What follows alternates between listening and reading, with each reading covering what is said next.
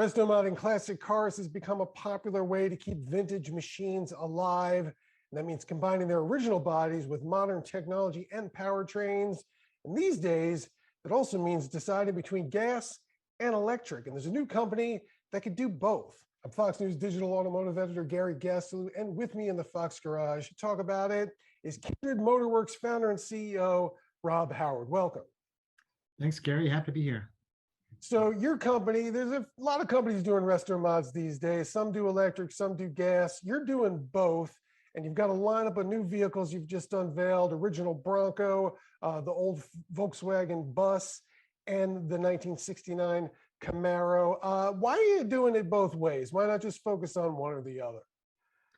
Well, the electric piece of the equation is still evolving, right? So as we kind of put that together and improve how that all fits together, we wanted to make sure we were still serving the market. So for us, the gasoline, we still love the smell of gasoline and the performance of those things, but the future really lies on the EV side, and we're increasingly focused on that. And, you mentioned the smell of gasoline there. Dodge just unveiled its first all-electric muscle car, the Challenger Daytona, that's going to be coming out in a couple of years. They're giving up their V8s altogether. They're just going to be focused on that. And to do it, they've added a noisemaker, basically, also a gear shift to give it a little more of that old school experience when you're accelerating in a muscle car. When someone comes to you and they say, well, I want an old Camaro, I want to restore it, and I'm trying to decide which way to go. I mean, who's the one that goes for the electric? Because it really is so different than what the original machine delivered. Well, I mean, there's such a long history of converting cars, right? Really, we've been replacing crate motors in these old cars for generations, right? And an EV is just the newest kind of crate motor that's available. And the reality is the torque is better, the maintenance is better, it's more sustainable. It's kind of a no-brainer as the new crate engine, essentially, right? The problem is you can't just drop the engine in there and go, right? There's a lot more pieces to it that are tricky. The HVAC system, which is dependent on pulleys and things like that, does not work when you take the engine out. So it's a harder thing to pull off than a traditional, drop the 350 motor into the old car. You actually have to replace a lot more parts than you did in the old way to do it. So what are you doing for electric? Have you developed your own powertrain? Are you working with a source motor and battery? Do the three different vehicles use a similar powertrain, or are they very different from each other? The same powertrain. Yeah. So we spend a ton of time evaluating every motor out there, every controller, every battery system, and kind of choose the best of the aftermarket parts that are available for what we call the Kindred EV ecosystem. And we use that in all our cars, right? That allows us to buy all those things at bulk and to get really good at using that over and over again.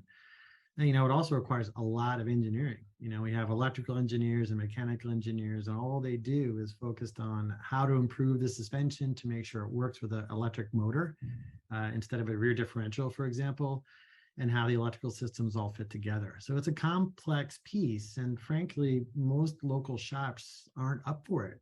It's quite intimidating. There are some dangerous parts of it dealing with the high voltage, and there's a lot of engineering involved to make sure it works really well. Now you've just launched, you've started taking pre-orders for these vehicles. What sort of volume are you expecting to do? How many of these are you going to build next year?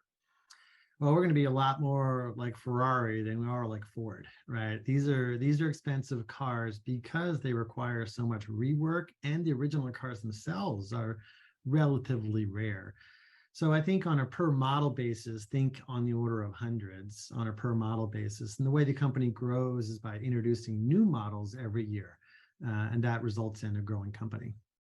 And they are expensive, 150,000 to 200,000. Does that include the donor car? You sell the complete kit, or somebody have to bring a car to you to get it restored? We buy unrestored cars and tear them down and restore them up the exact same way every time, right? So, and that's a really important part of the equation. We don't do anything custom. We don't take customer cars. It allows us to control the entire process, right? We're a very technology-driven entity. So for our Bronco, for example, there's 1,900 steps to restore that vehicle. We know every single one of them, every single part. We know the prerequisite steps, the post-requisite steps. We know the torque on every bolt. We have videos, for every step. So we're taking that knowledge out of the head of the master mechanic and putting it into technology so that we can control the restoration experience like it's never been done before. These have really all been kind of one-offs.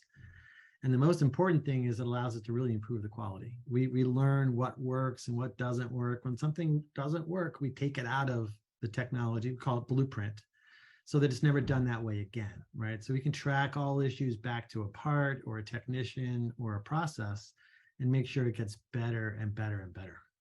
Now tell me about the Camaro, because that's probably the most exciting one, being the muscle car. What kind of performance, what kind of range does the buyer get with this vehicle?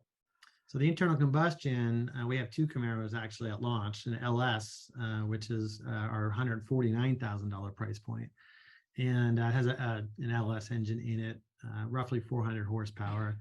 And then we have a 700 horsepower LT4, right? So very high end, custom interior, et cetera. We think it's probably the best Camaro out there. When it comes to electric, we haven't announced that. We're still finalizing the final design piece of that, but it'll be, again, we're aiming for 200-mile range in each one of our cars. We think that's kind of the minimum people want to see to have one of these cars. Is it going to be V8 performance though, on the level of those other ones? I don't think we'll be able to hit that level of performance that we have for the LT.